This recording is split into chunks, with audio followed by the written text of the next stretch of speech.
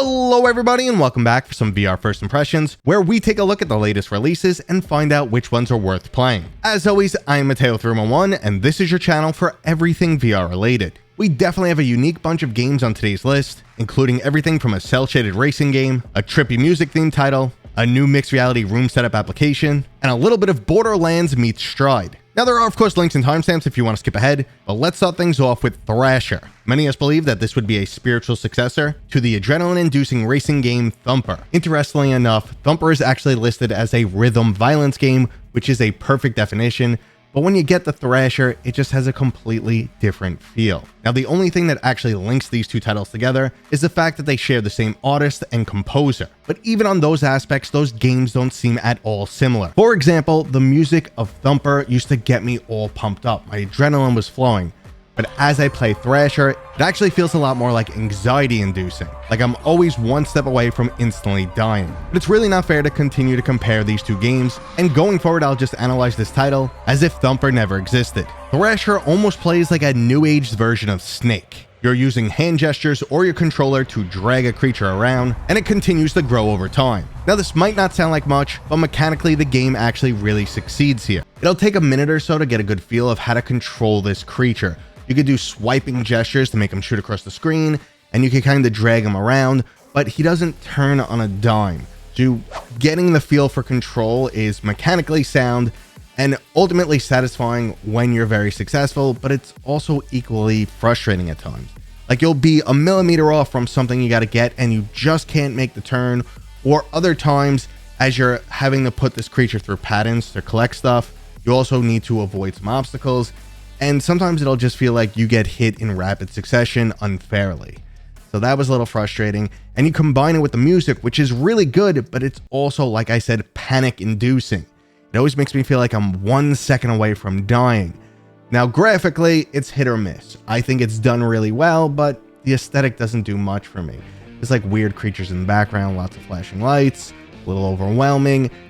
It didn't give it that same rush and adrenaline feel, again, like Thumper. I know I said I wouldn't go back to that title, but that's what I went in expecting. And this is definitely a much different experience. Not at all the same feel. I think some people will enjoy this, but not for me. And I think the best comparison is like a 2024 version of that classic game Snake, where you just grew over time and had to make the right turns and the right decisions. But here now you have the mechanic control of actually, gesturing on how to get him to move. And that does feel good. That is definitely probably the best aspect of the game, in my opinion. But let's move on to our next title. I gave the App Lab beta version of the story-driven racing game Retronika a good try, and after a slow start, I walked away liking many aspects of this game. First and foremost, the cel-shaded style of graphics work really good in VR. You'll be driving around a vibrant, futuristic city that's full of flying cars and actually a ton of traffic, because even with flying cars, we can't solve the traffic issue. Joking aside, the immersion immediately hits, and like I said, those graphics are just fantastic. Now the controls are actually really good here also. Unlike most racing games where you're only steering to the left and right, here you'll also have to go up and down. Your vehicle's not going to survive too many hits, but also you are being timed, so reckless driving is definitely encouraged, and I recommend you try and blow those traffic-filled stop signs. Now so far, I haven't described the best possible game, so you must be wondering why I enjoyed it, but there's a couple other elements they add over time. First up, you're going to be fighting enemies. So you have two guns at your side, which you can change and upgrade over time, but we'll get back to that. And additionally, you need to steer through traffic, but also fight enemies. And when you take one hand off the steering wheel, you can no longer go up and down. So it's this balancing act of how do I get through traffic as fast as possible while taking out enemies and grabbing pickups or whatever it may be. So ultimately, when you combine all those mechanics, it's a fun new style of racing game.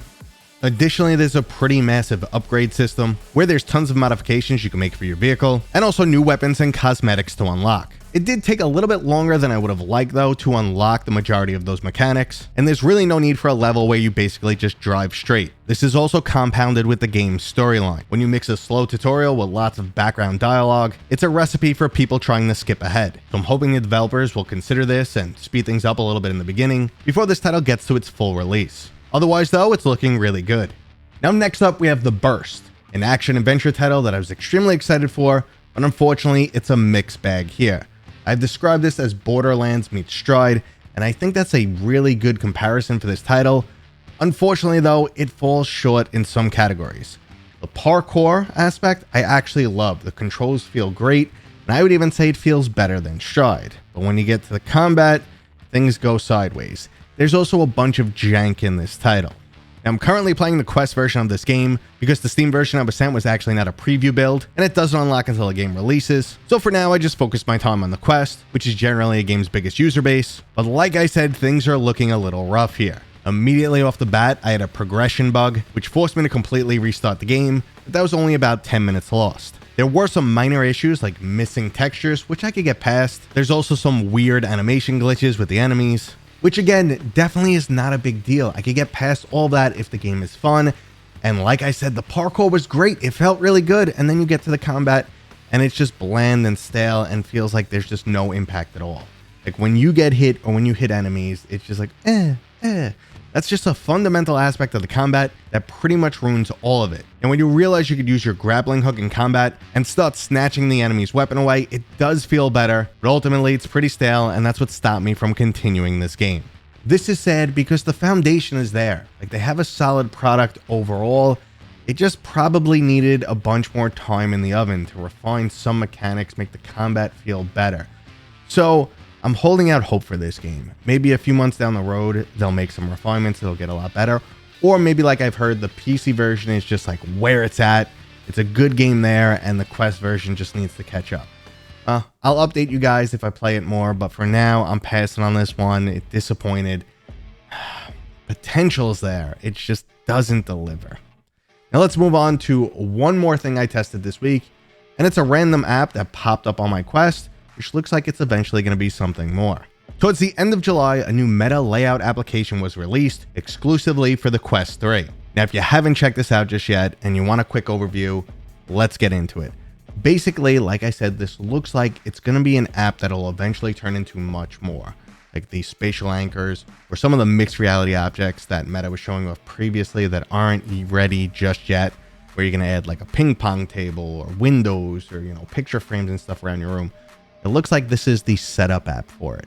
So you can now take 3D models, but they're basic shapes, tables, floor mats, doors, nothing too exciting, nothing, with any actual like graphics to it just yet. But you could measure out your whole room and just add whatever you want. And I did things like I installed windows and I put cooler looking doors over my actual doors.